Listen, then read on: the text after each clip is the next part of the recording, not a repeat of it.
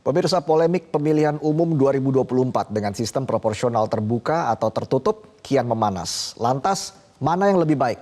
Dan untuk membahasnya sudah bergabung Dewan Pembina Perludem, Titi Anggraini, dan Koordinator Komite Pemilih Indonesia atau TEPI, Jerry Sumampo. Selamat malam Mbak Titi dan juga Mas Jerry. Selamat malam, Preta, Bang Jerry. Baik. Saya langsung ke Bang Jerry terlebih dahulu. Bang Jerry, sudah bisa mendengar suara saya Bang Jerry? Saya tampaknya masih belum bisa mendengar suara Anda Bang Jerry. Selamat malam Bang Jerry. Oh iya, selamat malam Mas Oke. Reza. Sorry saya Baik tadi Bang Jerry. Iya. Baik, yang terbaru ini kan Ketua Umum Partai Bulan Bintang Yusril Iza Mahendra resmi ikut dalam gugatan sistem proporsional tertutup di MK. Alasannya karena sistem proporsional terbuka saat ini tidak adil bagi partai-partai yang tidak punya modal besar. Tanggapan Anda seperti apa, Bang Jerry? Ya, saya sebetulnya agak agak prihatin dengan perdebatan tentang ini ya, karena perdebatan tentang sistem pemilu mestinya tidak jadi sangat politis ya. Kita ingin sebenarnya perdebatan itu didudukan dalam konteks demokrasi Indonesia. Kita punya agenda apa dalam pemilu 2024 atau kita punya agenda apa dalam demokrasi, termasuk sebetulnya mengevaluasi pelaksanaan sistem sebelumnya ya, sehingga lalu kita mau pilih apa sistemnya sekarang kan gitu ya. Nah, saya melihat memang perdebatan ini menjadi perdebatan yang sangat politis, sehingga siapa memilih apa itu berkaitan dengan kepentingan-kepentingan yang sifatnya lebih pragmatis ya. Dan saya kira perdebatan seperti ini tidak begitu konstruktif lah, tidak begitu baik, khususnya dalam konteks pemilu, karena seolah-olah pemilih juga diarahkan untuk memilih tertutup atau terbuka tanpa mengetahui bangunan sistem itu seperti apa gitu ya, dan bagaimana itu diletakkan dalam konteks demokrasi Indonesia secara menyeluruh ya. Karena itu sebetulnya kalau menurut saya ya, kalau kita melihat sistemnya, tertutup dan terbuka itu punya kelemahan dan kelebihan masing-masing ya. Karena itu memilih yang satu tentu akan punya kelemahan, begitu juga punya kelebihan. Nah, Lebih karena banyak itu kelemahannya bagaimana atau kelebihannya nih kalau kita bicara sistem proporsional tertutup ini, konteks Bang Jerry? demokrasi kita. Ya, gimana, Mas Reza? Lebih banyak kelemahannya atau kelebihannya nih menurut Anda dengan sistem proporsional tertutup ini? Ya, sebetulnya sama saja ya, terbuka dan tertutup itu banyak kelemahannya.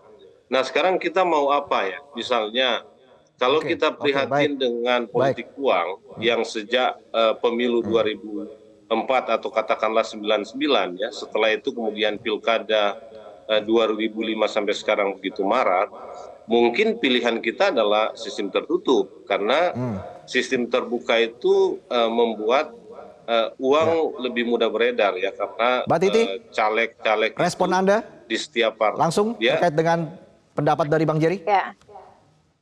Ya, memang betul bahwa apapun pilihan sistem pemilu ada kelemahan dan kekurangannya. Tetapi kalau kita tempatkan dalam konteks hari ini, di mana tahapan pemilu sudah berjalan, lalu kemudian demokrasi di internal partai terkait dengan pencalonan juga skemanya tidak jelas begitu ya, maka kembali ke dalam sistem proporsional tertutup tidak akan menjadi panacea atau obat sepenuhnya dari kelemahan-kelemahan yang ada dari sistem pemilu kita saat ini. Yang diperlukan adalah bagaimana kemudian kita memastikan pemilu 2024 tahapannya berjalan baik, penyelenggara pemilunya profesional dan berintegritas, serta kompetisinya berjalan adil dan setara.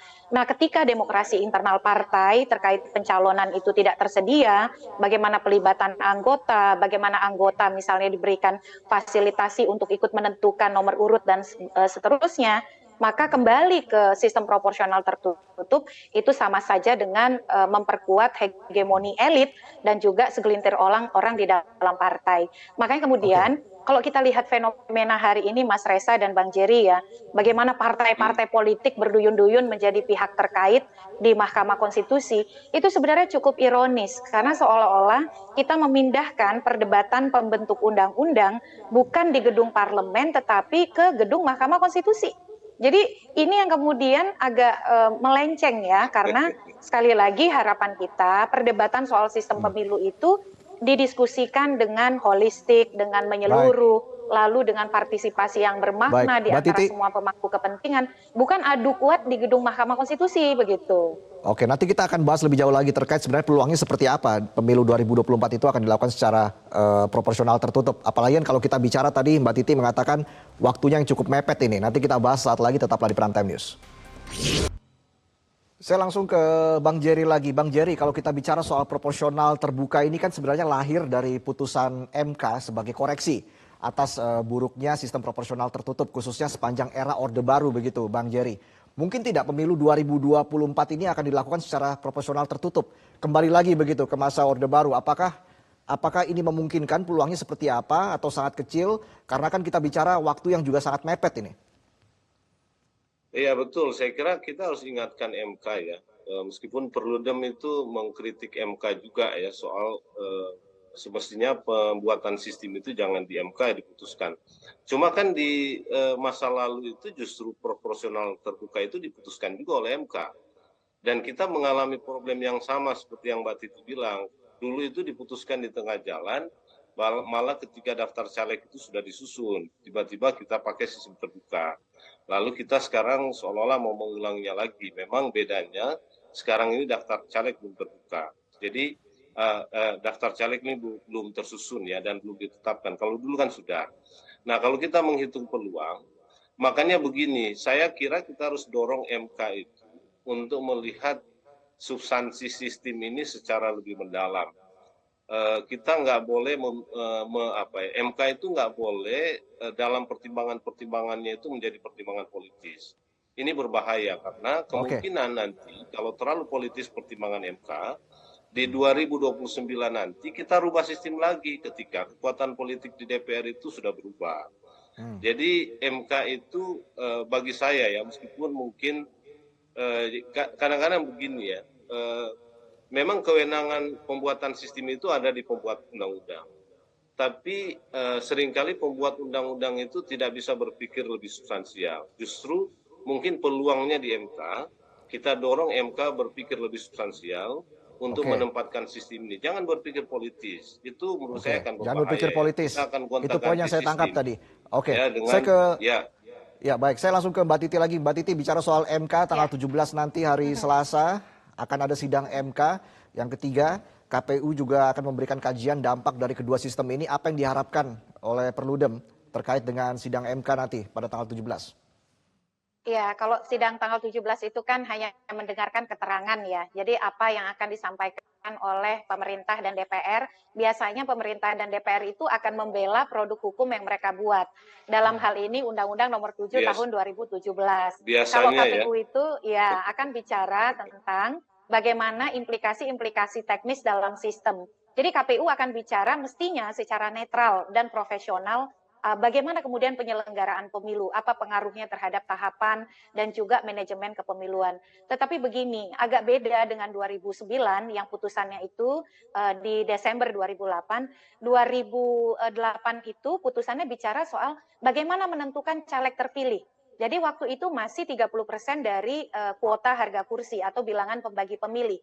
Mahkamah tidak mengatakan bahwa yang konstitusional itu adalah terbuka atau tertutup. Karena yang menyatakan terbuka itu adalah pembentuk undang-undang melalui pertama kali Undang-Undang Nomor 12 2003. Nah bedanya sekarang para pemohon dalam hal ini 6 orang pemohon itu meminta MK hanya menyatakan satu-satunya sistem pemilu yang konstitusional itu adalah yang tertutup.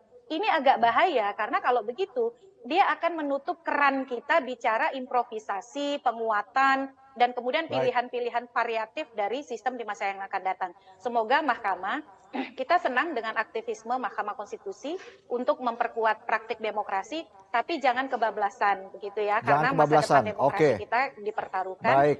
Saya setuju dengan Bang Jerry tadi, Mahkamah diharapkan bijaksana, bicara soal asas prinsip saja yang memperkuat pemilu dan demokrasi kita.